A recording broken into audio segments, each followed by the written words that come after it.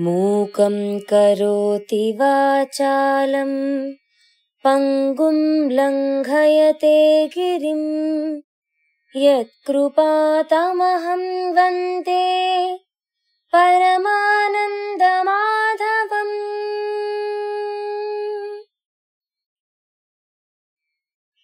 అధరం మధురం వదనం మధురం నయనం మధురం హసితం మధురం. అధరం మధురం వదనం మధురం నయనం మధురం హసితం మధురం. హృదయం మధురం గమనం మధురం మధురాధిపతేరఖిలం మధురం. వచనం మధురం చరితం మధురం వసనం మధురం వలితం మధురం. చలితం మధురం భ్రమితం మధురం మధురాధిపతేరఖిలం మధురం. వేణుర్మధురో రేణుర్మధురః పాణిర్మధురః పాదౌ మధురౌ. వేణుర్మధురో రేణుర్మధురః పాణిర్మధురః పాదౌ మధురౌ. నృత్యం మధురం సఖ్యం మధురం మధురాధిపతేరఖిలం మధురం. గీతం మధురం పీతం మధురం భుక్తం మధురం సుప్తం మధురం.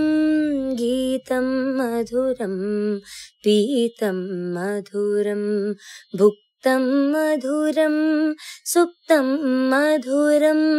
రూపం మధురం తిలకం మధురం మధురాధిపతేరఖిలం మధురం. కరణం మధురం తరణం మధురం హరణం మధురం స్మరణం మధురం. కరణం మధురం తరణం మధురం హరణం మధురం స్మరణం మధురం.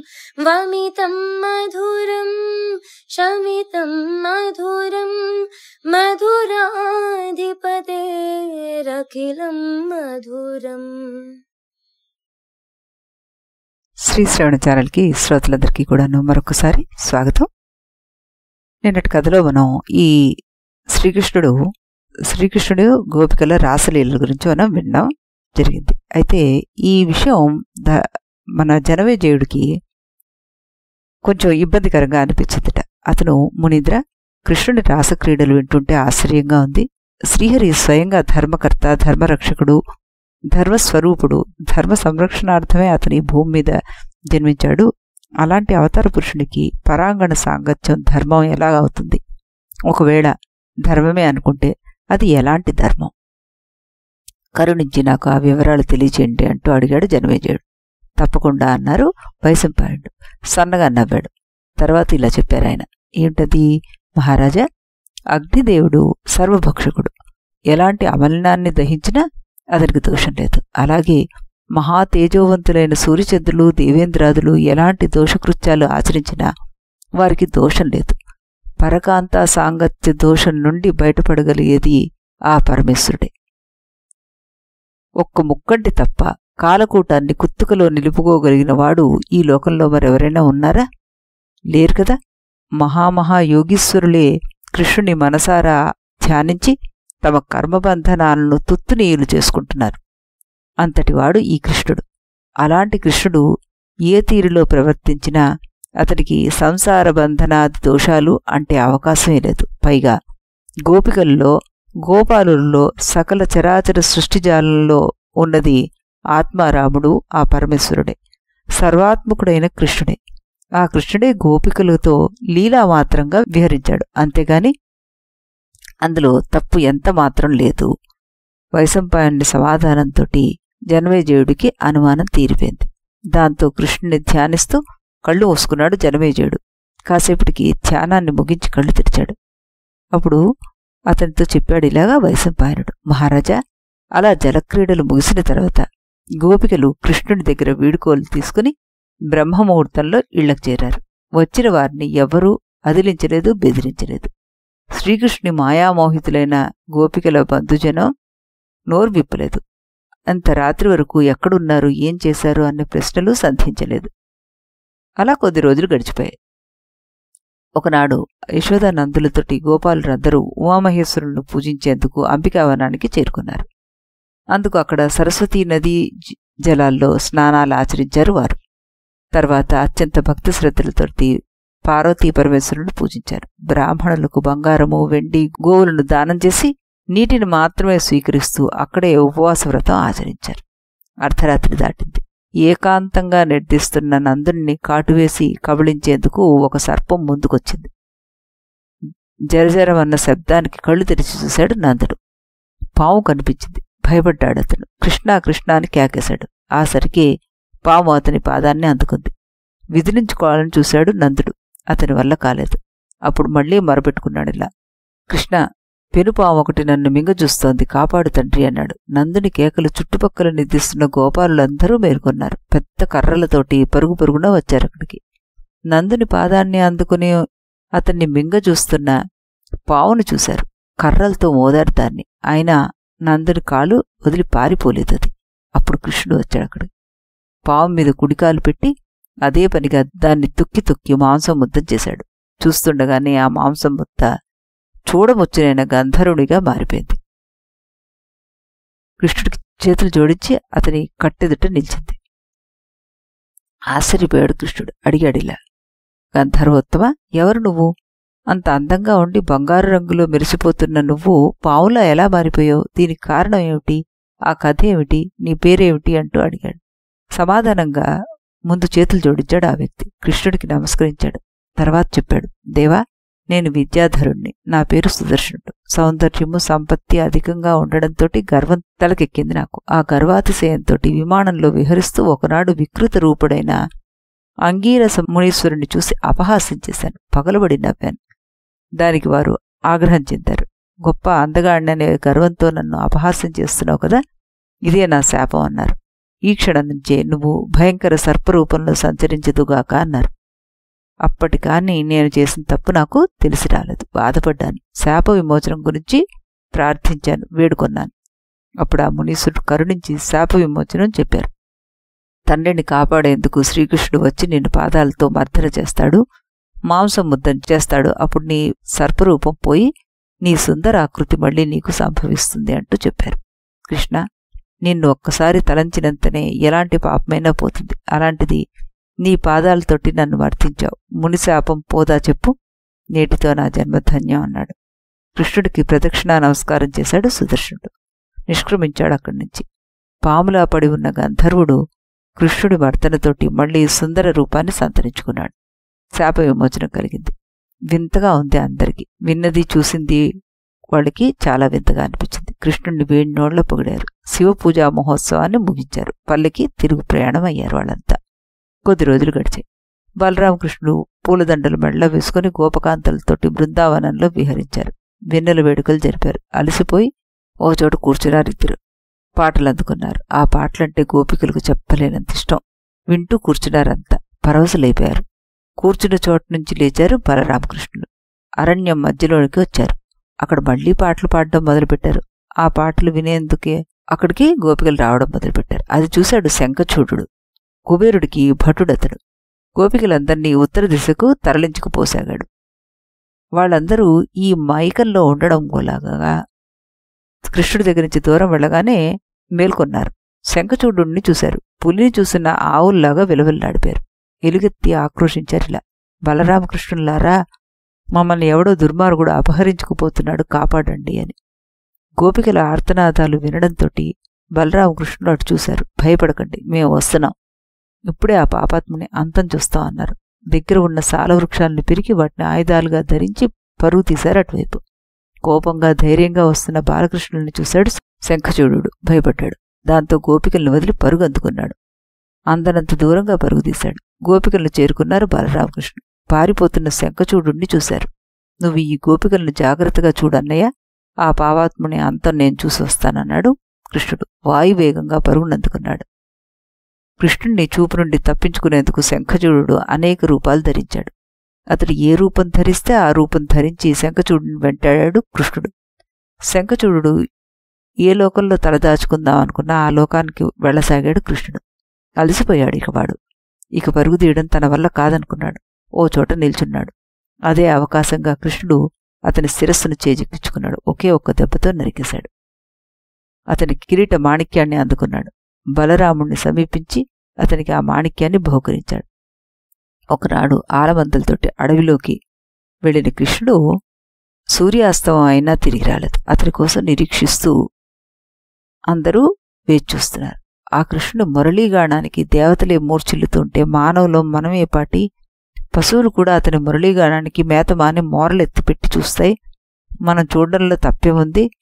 కృష్ణుడి నల్లని మేఘాలనుకుంటాయి నెమళ్ళు, పురులు విప్పి నాట్యం చేస్తాయి. మనము నాట్యం చేద్దాం రండి అని. పగలు అనేది లేకుండా ఉంటే బాగుండేది, ఎప్పుడూ రాత్రి ఉంటే బాగుండేది, చీకటి చీకటిగా ఉంటే ఇంకా హాయిగా ఉండేది. ఈ రాత్రి అయినా తొందరగా చీకటి పడితే బాగుండు, కృష్ణుడు త్వరగా వస్తే బాగుండు అని వారందరూ కూడాను కృష్ణుడి కోసం ఎదురు చూడడం మొదలుపెట్టారు. అది గదిగో సూర్యాస్తమం అయిపోయింది. చీకటి పడుతోంది. గోధూళి చెలరేగుతోంది. అడుగడుగు కృష్ణుడు రండి రండి అంటూ అందరూ కూడాను అతని వైపుకి పరిగెత్తారు. కృష్ణుడిని కలుసుకోవడం ఉత్సవం. ఇక అతని ఆటలు పాటలు అదంతా మళ్ళీ ఒక మహోత్సవంలా తయారైంది. మరికొద్ది రోజులు గడిచాయి. బృందావనంలో తిరుగుతున్న శ్రీకృష్ణుడి మీదకి ఒకనాడు వృషభాసురుడు లంఘించాడు. మేఘగర్జన లాంటి పెరురంకెలతోటి పైకి వచ్చాడు. వృషభాసురుడిని మూపును చూసి దాని గిరిశిఖరం అనుకున్నాయి మేఘాలు. మూగాయి దాని చుట్టూత. ఆ రాక్షసుడి రంకె విన్నంతనే గర్భిణులకు ఒక కుమ్ముడిగా గర్భపాతాలైపోయాట. తోకలు ఎత్తిపెట్టిన లేగదొడులు పరుగులందుకున్నాయి. దూరంగా పారిపోయాయి. అంబారావాలతోటి గోవులు చెల్లాచెదరులైపోయాయి. వాడిగిట్టల నుండి వెలువడిన ధూళి సూర్యబింబాన్నే కనబడనీయలేదు. గోపాలుడు కది అంతు చిక్కలేదు. గోలుగోలున ఆక్రోశించారు వాళ్ళంతా. వారి ఆక్రోశాన్ని చూసి గోపికలు కూడా గొల్లుమన్నారు. కృష్ణుణ్ణి ప్రార్థించారు. కృష్ణ, ఈ వృషభాసురుడి నుంచి మమ్మల్ని రక్షించు, నువ్వే మాకు దిక్కు. గోపికల మొర్ర విన్నాడు కృష్ణుడు. వృషభాసురుడికి ఎదురుగుండా నిలబడ్డాడు. పాపాత్ముడా, ఆలవందలను, పసిపాపలను, బాలకులను, భామలను భయపెట్టేంత మాత్రాన నువ్వు మహావీరుడు అయిపోవు. నువ్వు మహావీరుడు కావాలంటే నన్నెదుర్కోవాలి.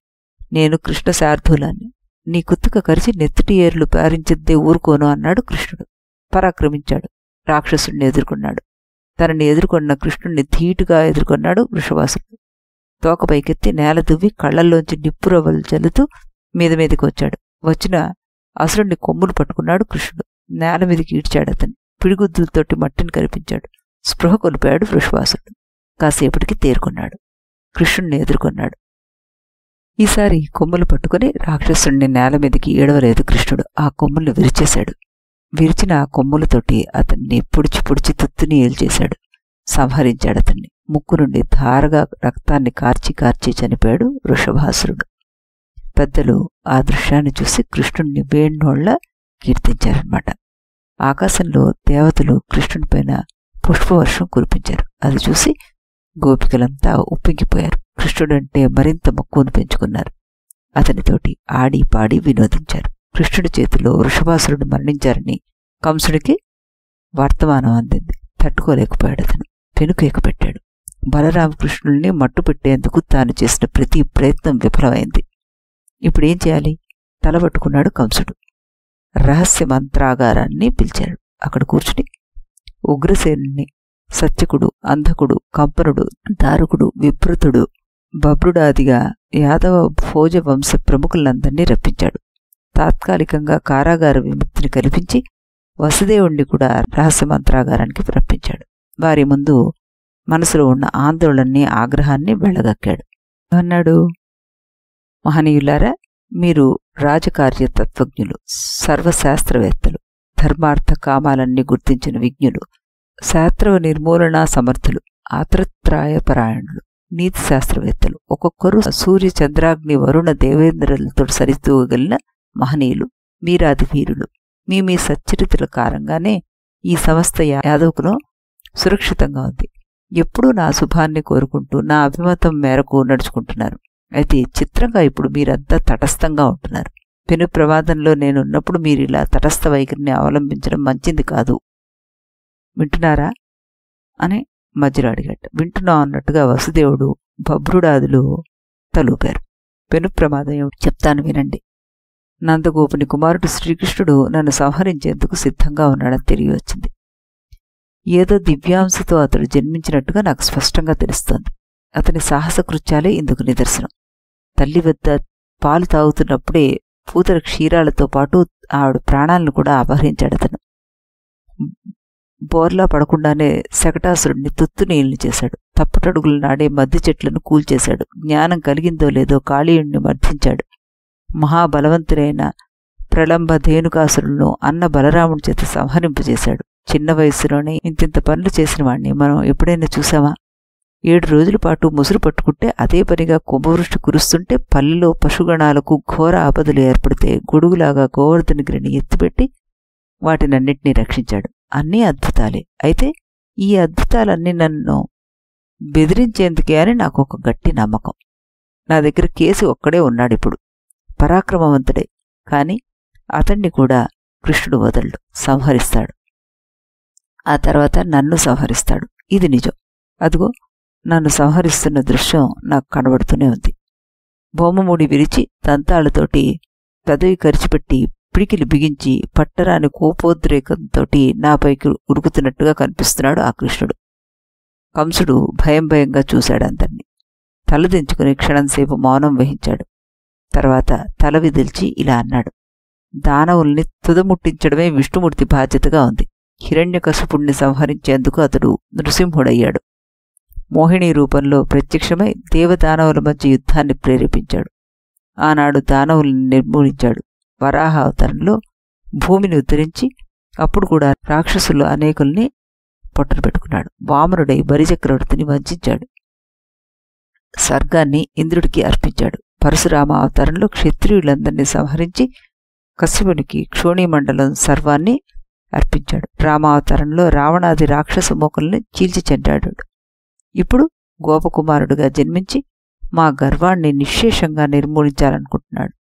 మీరు వింటున్నారా? హెచ్చరిస్తున్నట్టుగా అడిగాడు కంసుడు. వింటున్నట్టుగా తల్లూపారు సభాసభులంతా. మరి ఆ తర్వాత కంసుడు వారితో ఇంకా ఏం చెప్పదలుచుకున్నాడు? ఏ విధంగా అతని భయము పటాపంచలవుతుంది? దానికి ఎవరు సహాయం చేస్తారు? ఈ విషయాన్ని మనం రేపు ఇదే సమయానికి ఇదే ఛానల్లో మళ్ళీ కలుసుకుని అప్పుడు విందాం. అంతవరకు సెలవు.